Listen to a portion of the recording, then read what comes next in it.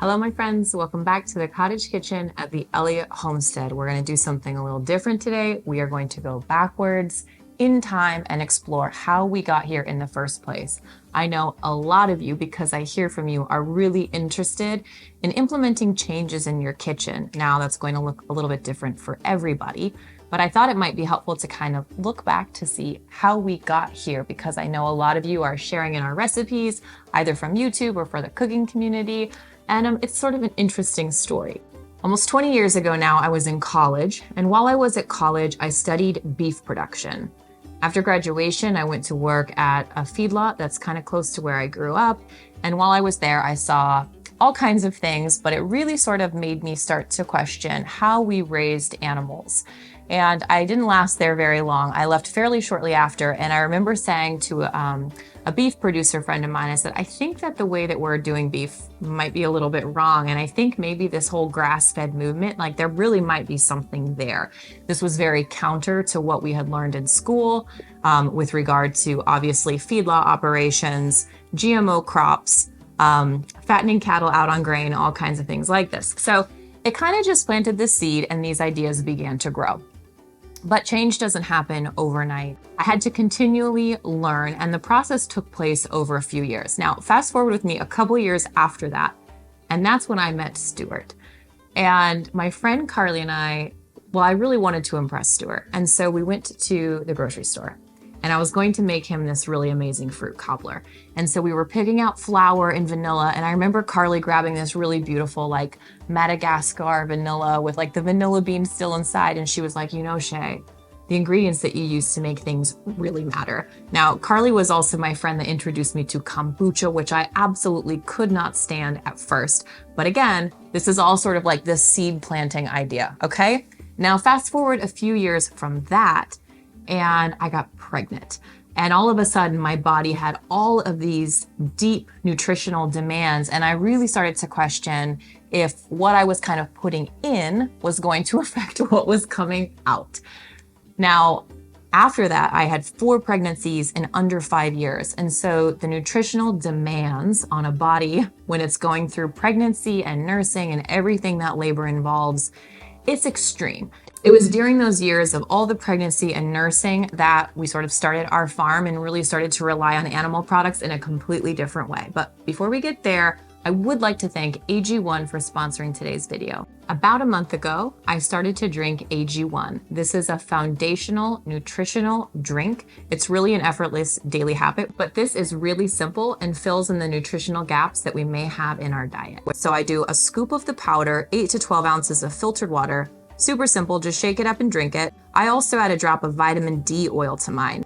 To me, it kind of tastes like a banana, pineapple, apple juice. AG1 supports whole body health. It's got prebiotics, probiotics, enzymes, magnesium, B vitamins, herbs, zinc, vitamins, minerals. AG1 supports the brain, the gut, and the immune system. It's a powder that's made up of 75 high-quality ingredients, all from whole food sources. You can give AG1 a try and feel what I'm talking about by clicking the link below the video, and when you use that link, you're going to get a year's supply of those vitamin D3 drops, as well as 5 travel packs of AG1. So click the link below the video to give it a try. When Stu and I first got married, I was actually drinking soy milk. I had had experience with the dairy industry in college and was just completely disenchanted by how the whole thing functioned. And I just thought, okay, well, this is the healthy milk at the time. So if I want to be healthy, this is what I'm supposed to drink, right? But then, through a friend, I ended up with a copy of Nourishing Traditions. This is an old cookbook that many of you know, I'm sure. But I read this like an encyclopedia from like start to finish multiple times. And this just completely blew my mind open as to seeing food as something that could help us or seeing food as something that could harm us. And that was the watershed moment of me deciding that a good chunk of my life's effort was going to be put towards nourishing my body, my husband's body, and ultimately our children's bodies with nutrient-dense food. So what that meant for me in my kitchen was eliminating the junk food, the convenience food, the fast food, anything like that, and bringing in super nutrient, really intentionally thought out foods. Now, this is a beautiful luxury to have in life, to even have the choices of foods, but luckily for a lot of us, we do have that option. And we began implementing these changes when we didn't have a lot of money, so change went slow. We had to not only budget, but we also had to learn. So here I am, pregnant with Georgia, contemplating what's gonna come next in terms of nourishing this pregnancy and nourishing her after she was born. And I wrote myself a little list. I just scribbled it on a piece of paper, and it said, changes I need to make in the kitchen. Number 1, drink raw milk. Number 2, learn how to bake bread. And number 3 was eliminate white sugar. Now, those 3 very basic changes took me over a year to implement because it was just so out of context for me. I really didn't know how to kind of even go about doing these things. And so it was a process, but a process that I felt was really important to learn. So during this time when all of this is going on, I had 4 babies in 5 years, and the demand on my body was very intense, from the pregnancies to the delivery to the recovery to the nursing. And so I really relied heavily on, ultimately what ended up shaping what we produce here on the farm, which is a strong emphasis on producing animal products, because these were the foods that gave me the maximum amount of nutrition, and these were the foods that I really felt the best when I ate. So this process began over 15 years ago now, and through that time, I have made all kinds of mistakes in the kitchen. I've learned the things that I like and that I don't like, the things that are worth the effort and the things that aren't. Obviously, you can probably tell by what we still do here in our kitchen and share with you ultimately on YouTube, or the things that we produce on the farm, what those important things to us are. Raw dairy is the foundational ground zero of our nutrition, and we use Cece's milk for in our kitchen, from just drinking and enjoying to cream to mozzarella to buttermilk to yogurt. All kinds of dairy goods come from that milk, and that's something that we really prioritize. It's incredibly nutrient dense, and I feel like I really thrive when I consume a lot of raw dairy. So that's always been a priority for me, kind of from the beginning where this journey started, and it still is now all these years later. Another major foundational kind of cornerstone of our kitchen is meat. We put a lot of effort into raising meat here on our farm. We used to raise pigs, we used to raise turkeys, we used to raise meat chickens. We don't do a ton of those anymore. We have a great local farm that we get our chickens from now. And we just realized that all of us like red meat a lot more than we like pork. So we put our emphasis on raising sheep every year, and then raising Cece's calf for beef as well. Sometimes we still need to bring in beef from outside sources, but we eat unapologetically a lot of meat here because it's just a super nutrient dense food. It makes it possible for us to kind of really thrive physically. And if I'm going to cut something out of the budget, then I kind of cut the fluff foods and keep the meat. So if I were to plan out my grocery budget, plan out my list of what I would need, meat and milk would be what get the first priority. After that comes bread. Bread is a lifelong love affair. It's something that I am continuing to master even almost 20 years later, but I love baking it, and I love baking with sourdough. So when you think about people's digestibility and how bread affects their health, some people cannot digest gluten, and there's probably a lot of reasons for that. We bake primarily with an einkorn flour. Einkorn is nature's original wheat. This is an unhybridized wheat, the only wheat that's never been hybridized. It has a really weak gluten structure and a really high protein, so it creates a different style of bread. But once I learned how to bake with it after a few years of just kind of trial and error, you find that bread products made with it settle a lot better with your body. And so it's a great grain for exploring, and it's a great grain to bring into your kitchen. Again, einkorn flour, especially because it's really hard to grow, you get a low yield, it's hard to harvest, it tends to be a little bit more expensive.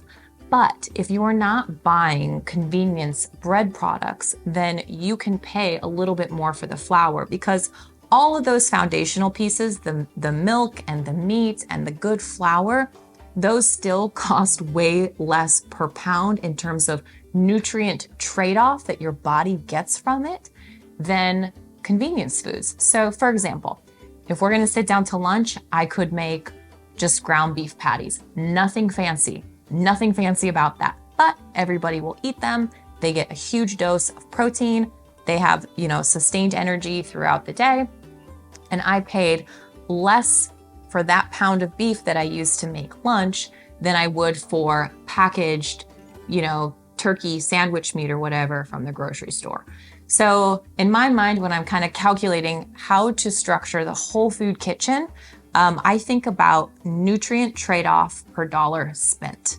And so when you think about it like that, it's easy to kind of prioritize those, like the little trinity of your dairy and your meat and your high quality flours for making your own bread products, because you're going to eliminate a lot of junk just by doing that. So I just want to encourage you. I know a lot of you are on all different types of food journeys, and it can be really complicated. There's a lot of information out there. There's a lot of do this, don't do this. I can really only give you an insight to my experience and what we do here in our kitchen. So as it is now here, this many years in, we still have a kitchen that focuses on meat, milk, and homemade bread products, primarily sourdough einkorn products. Now, on top of that, we don't use white sugar really at all in this kitchen. We focus on natural sweeteners, so maple sugar, maple syrup, and honey. Again, these are all more expensive options than traditional white sugar.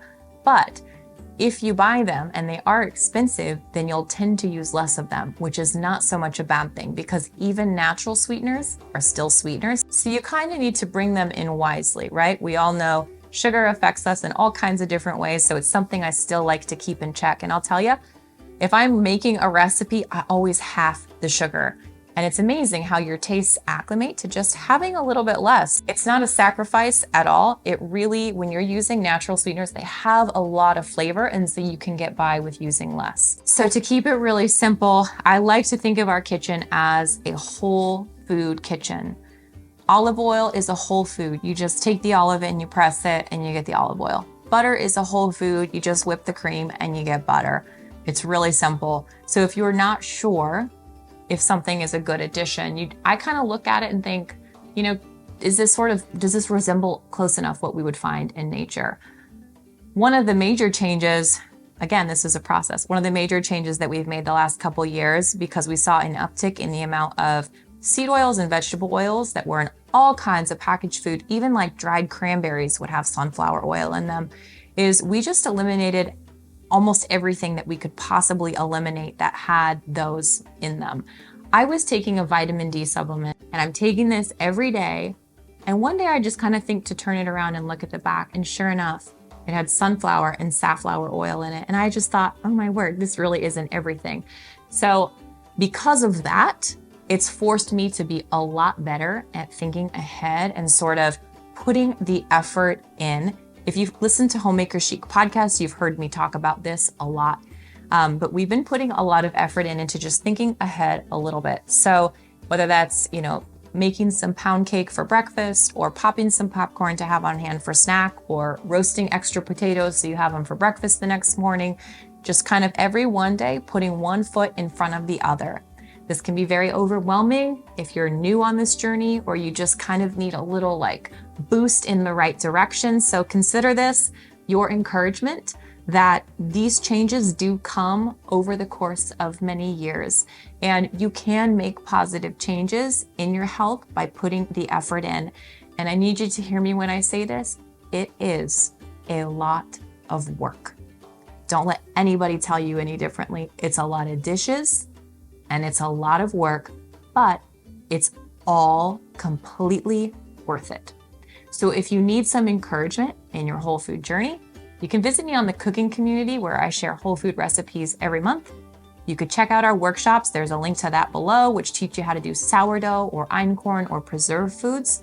Or you can just stay tuned into the YouTube channel, where we're always sharing with you the production of the farm and ultimately how we're cooking it and enjoying it. So thanks for being here. And wherever you're at in your food journey, keep going.